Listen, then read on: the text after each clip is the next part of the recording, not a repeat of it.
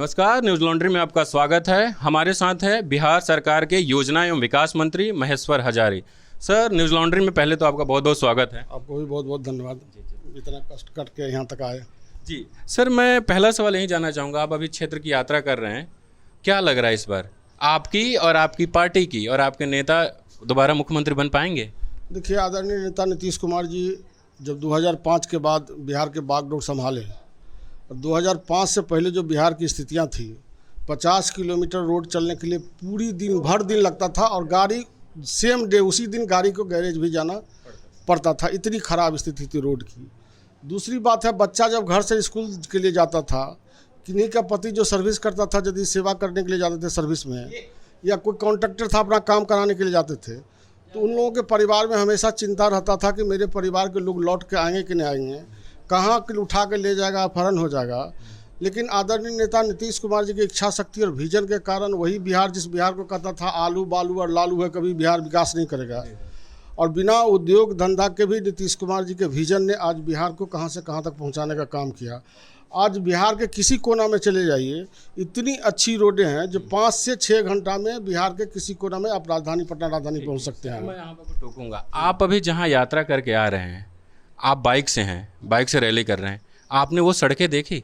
मैं कल्याणपुर से यहाँ आ रहा हूँ, मैं कह रहा हूँ कि मेरी तबीयत रात को बिल्कुल ख़राब होगी क्योंकि सड़क और गड्ढे के बीच अंतर नहीं दिख रहा। नहीं, उसका कारण बताते हैं। इस बार जो बाढ़ आई तो बाढ़ के कारण बांध टूट गया, तो बांध टूटा तो पानी जो आई तो पानी भर गया, उसके कारण टूट गई है, सारी की सारी रोड स्वीकृत है और आचार संहिता के बाद तत्काल तुरंत काम हो जाएगा। इसके पहले 2009 में हम पार्लियामेंट के मेंबर भी थे, लोकसभा के सदस्य थे समस्तीपुर से, और जब पार्लियामेंट के मेंबर थे तो उस समय में हम रोड लदौरा टू गंगोरा बनाए थे, जो कि मुख्य रोड है यहाँ, और उसके बाद ये रोड बनी ही नहीं है। तो यह रोड PMGSY में 3 में स्वीकृत हो गई है, यह रोड शीघ्र ही बनेगा।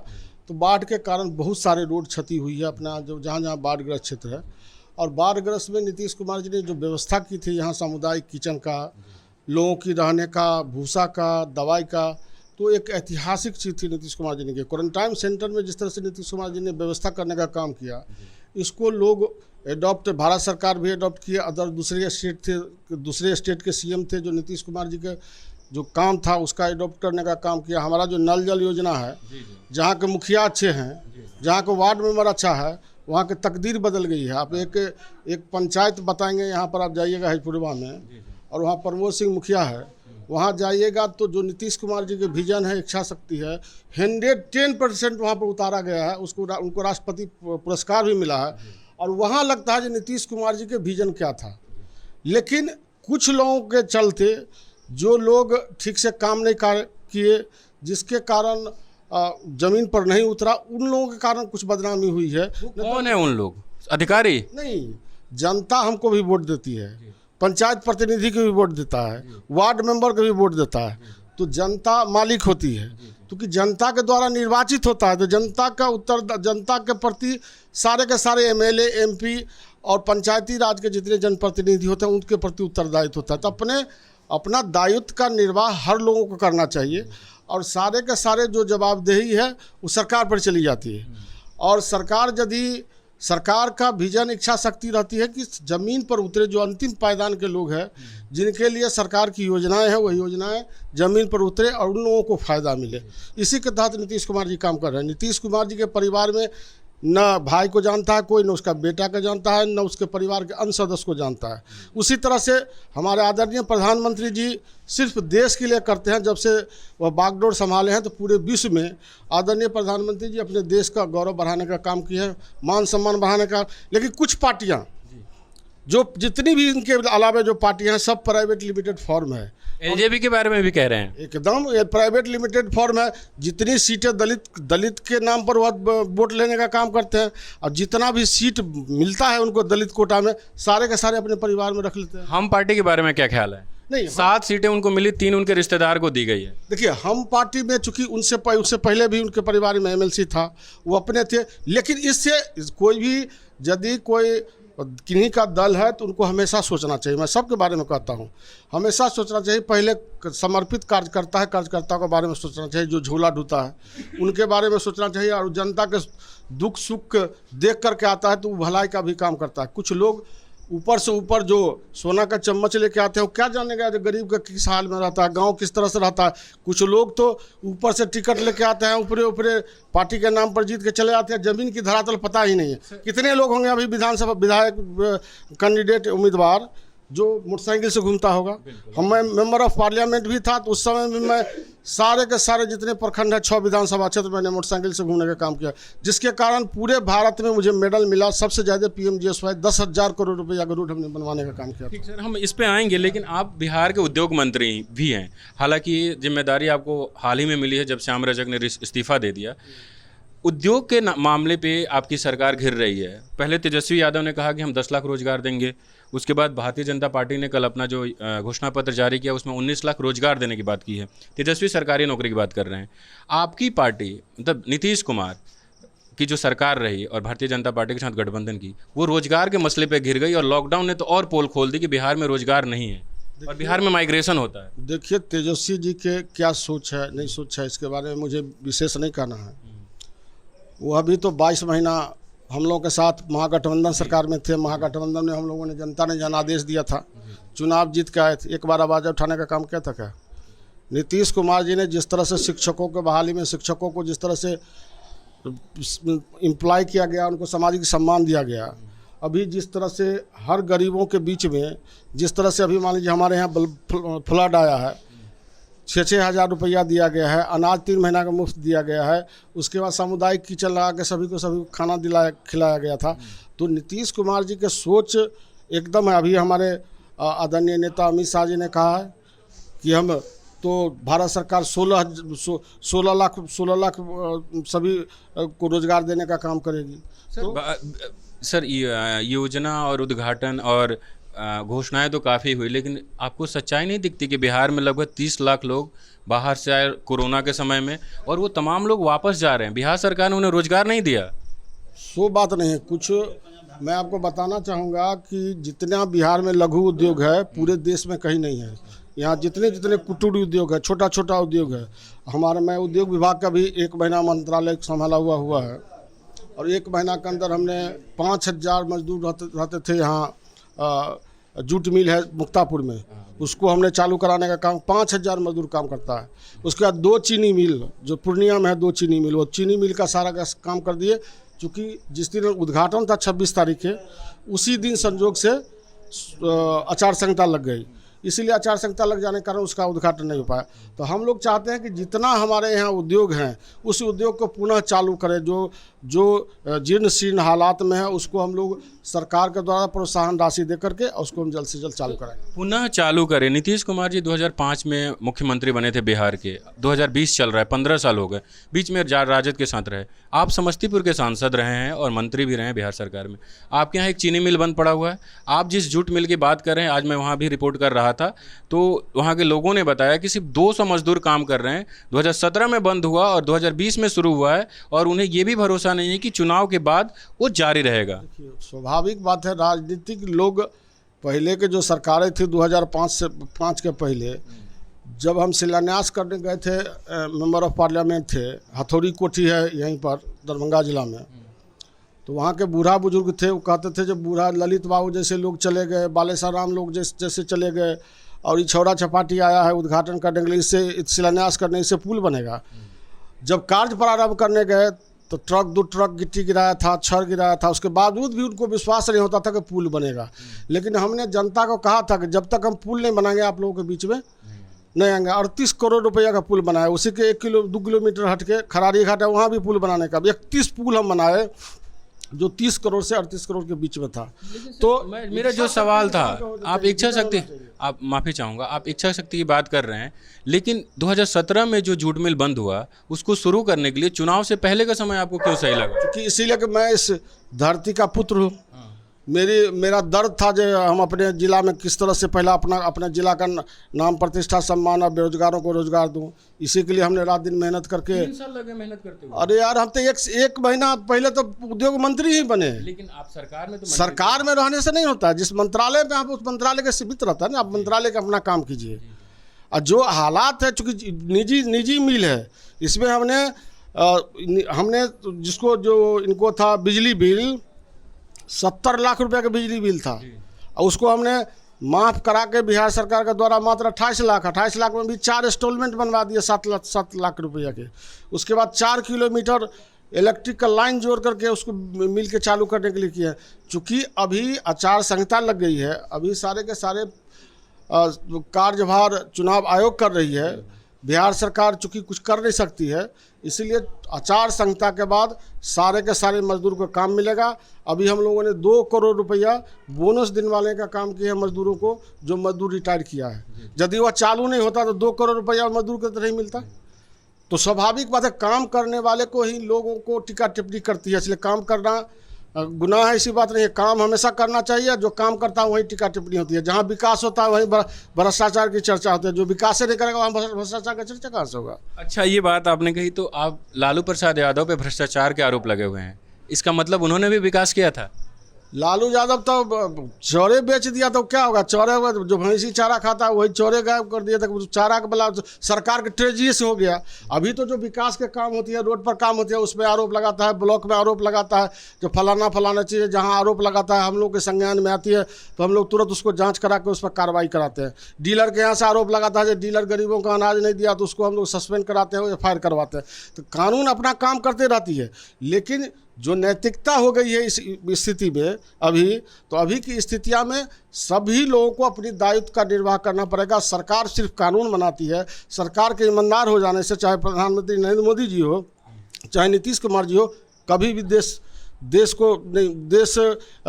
भ्रष्टाचार से मुक्त नहीं हो सकती है। भ्रष्टाचार एक कैंसर रोगी बीमारी है, इसको दूर करने के लिए हर नागरिक को आगे आना होगा, तब भ्रष्टाचार दूर होगा। एक व्यक्ति से कभी नहीं हो सकता है ये। सर, आप उद्योग मंत्री हैं, आपको लगता है कि इस चुनाव में रोजगार एक बड़ा मुद्दा है और युवाओं में नाराजगी है रोजगार को लेकर? जो मैं ग्राउंड पे देख रहा हूँ, जो लोगों से बात कर रहा हूँ, तो लोग यही कह रहे हैं कि रोजगार ही सबसे बड़ा मुद्दा है। देखिए, कुछ राजनीतिक दल के लोग कुर्सी प्राप्त करने के लिए जो ओनामासी नहीं जानता, मैं भी मेंबर ऑफ पार्लियामेंट रहा हूँ, मैं भी 4 विभाग का मंत्री रहा हूँ, और किस तरह से मंत्रालय में एक कैबिनेट में आएगा, दस्तखत करके कर देगा, तो मूर्खे आदमी कोई बोल सकता है ना। कैबिनेट में यदि आती है तो हर विभाग का, जितने भी विभाग है, हर विभाग से मांगा जाता है कि कितना यहाँ पर वैकेंसियाँ हैं। वैकेंसी आने के बाद यदि ग्रेड देखा जाता है कौन कौन ग्रेड का है, उसके बाद लोकसेवा आयोग, बिहार लोकसेवा आयोग के द्वारा जो गेजेटेड होता है उसको दिया जाता है। अन्य जितनी भी एजेंसियां हैं उस एजेंसिया को दी जाएगी। तो सारे के सारे विभाग को आने में, उसके बाद हर एजेंसी से के द्वारा नियुक्ति जारी होता है। हमने जब नगर विकास मंत्री बने 2015 में, उस समय जो 8000 वैकेंसी के लिए दिए, तो आज तक चूँकि प्रक्रिया ऐसी है, संवैधानिक प्रक्रिया, जो आज तक धीरे धीरे प्रक्रिया में काम चल रहा है। 8000 अभी तक नहीं पूरा है। आप अपनी ही सरकार, सर आप अपनी ही सरकार की पोल खोल रहे हैं कि 2015 की वैकेंसी 2020 में पूरी नहीं हो पा रही। वैकेंसी नहीं, जितनी सीटें खाली थी उसको हम लोगों ने भरने का दिया था। जिस तरह से बिहार लोक सेवा आयोग है, तो बिहार लोक सेवा आयोग की प्रक्रिया होती है, वैकेंसियाँ होती है। वैकेंसी के बाद कुछ लोग हैं जो कोर्ट में चले जाते हैं, जिसके कारण वह स्थगित हो जाता है। तो हमारे यहाँ जनता भी बहुत काबिल है, यदि कुछ त्रुटि मिल जाती है तो कोर्ट चल जाता है, जिसके कारण रुक जाता है। शिक्षक की बहाली की अभी थी, शिक्षक की बहाली में न्यायालय में चला गया, उसके कारण पेंडिंग हो गई। जब तक न्यायालय का फैसला नहीं हो सकता है तब तक सरकार कुछ नहीं करेगी।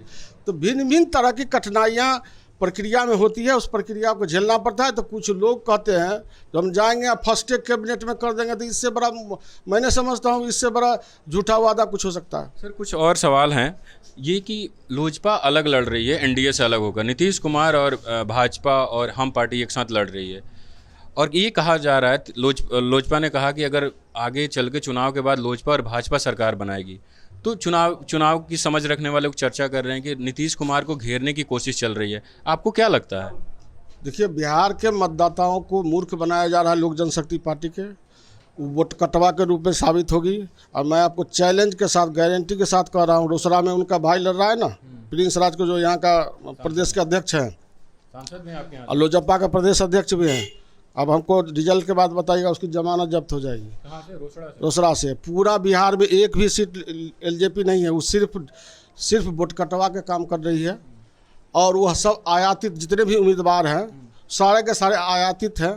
और किस तरह से उसको टिकट मिला है, टिकट लेने वाले को पूछिएगा कि किस तरह से उसको टिकट मिला है। आयातित तो कुछ, आप जिस गठबंधन में हैं भारतीय जनता पार्टी के भी कुछ नेता लोजपा से लड़ रहे हैं। नहीं, भाजपा का नहीं। हम लोगों को चुनाव से पहले जो हमारे विधायक थे, वह विधायक सम्मानपूर्वक हमारे पार्टी में आए, नीतीश कुमार के नेतृत्व स्वीकार करने का काम किया, तब हम लोगों ने उसको प्रश्रय दिया। और वह आज हम लोगों के बहुत सारे साथी को नहीं मिला टिकट, उनको भी सरकार बनेगी तो सम्मानजनक पद दिया जाएगा। आप कह रहे हैं आपने काफ़ी विकास किया, लेकिन पिछले दिन एक वीडियो वायरल हुआ जिसमें एक बुजुर्ग आदमी आप पे नाराज़गी जाहिर कर रहे हैं, जाओ जाओ करके। क्यों नाराज़ थे?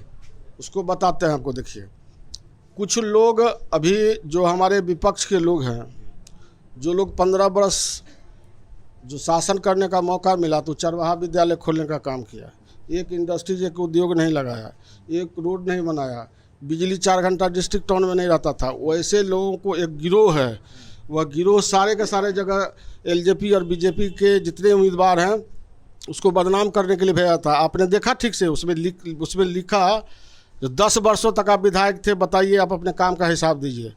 और यूनिवर्सिटी जो है राजेंद्र कृषि सेंट्रल विश्वविद्यालय, वह भारत सरकार की है। उसमें कहता था कि उसमें घपला हुआ, उसमें स्थानीय लोगों को नौकरी नहीं मिली। हमने कहा कि आप लिखित रूप से दीजिए, क्योंकि भारत सरकार की संस्था है, हम जांच करा देंगे। लेकिन उसका मकसद दूसरा था, वीडियो वायरल करके बदनाम करना। दूसरी बात है, कहा लालू यादव जिंदाबाद, तेजस्वी प्रसाद जिंदाबाद। उस रोड की बात आप लोगों ने देखिए, मीडिया चौथा स्तंभ होता है, और जनता जितना ही भरोसा राजनीतिक लोगों पर करता है उतना ही भरोसा मीडिया पर भी करता है। इसलिए मीडिया का भी अपना दायित्व का निर्वाह करना चाहिए।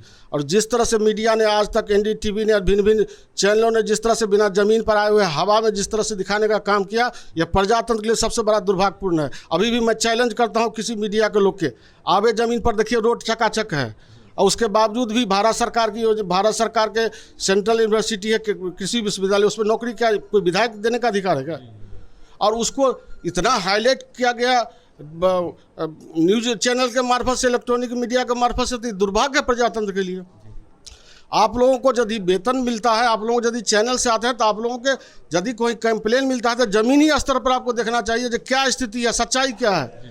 केवल हम वायरल कर देंगे और कोई गाली दे करके, कुछ दे करके तो वही चला दीजिएगा, तो यह तो प्रजातंत्र के लिए सबसे बड़ा दुर्भाग्यपूर्ण है ना। बिल्कुल, मैं सहमत हूँ। और मैं जिस संस्थान से आता हूँ, न्यूज़ लॉन्ड्री, हम जनता ही हमारी मदद करती है, और जनता के ही सवाल हम आपसे पूछते हैं। हमने आपसे सवाल पूछा कि सड़क खराब है, हम देख कर आए थे। खैर, अब हम कुछ नाम लेंगे सर, उस पर आप अपना कमेंट करिएगा।